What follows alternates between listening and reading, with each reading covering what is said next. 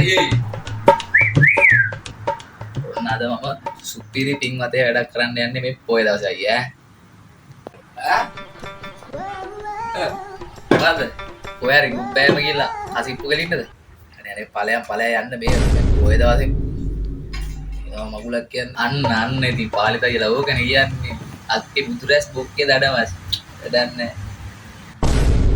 පද්ද බල්ලුවේ කිව්වේ නෑ නෑ මම මේ කිව්වේ අද මම මේ අපේ දානයක් දෙන්න යන්නේ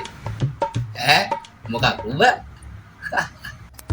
ඇයි අපි කරොත් පින හම්බෙන්නේ නැද්ද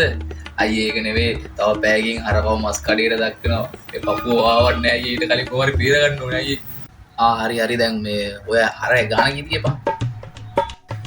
රුපියල් 50000 කිව්වා ඒ තවුලක් නෑ මං ගම වටේ ගිහිල්ලා රුපියල් 45000 කොහමද එකතු කරගත්තා හරි මං මේ තුරු ගාන දෙන්නම්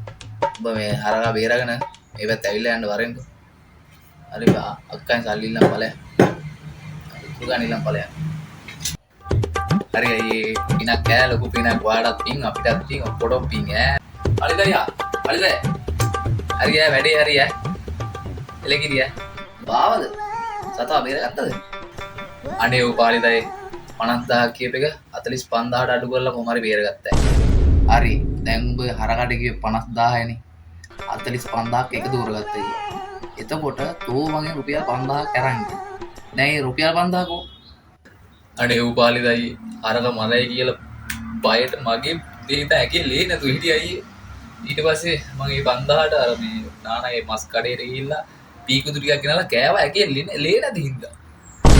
මට ඒක බාවන්නේ අයියේ ඈ පාරේ තෝ දැන් අර හරක නිදාස් කරලා තෝ ඒ සල්ලි වලින් පීකුදු ගෙනලා කෑවද මට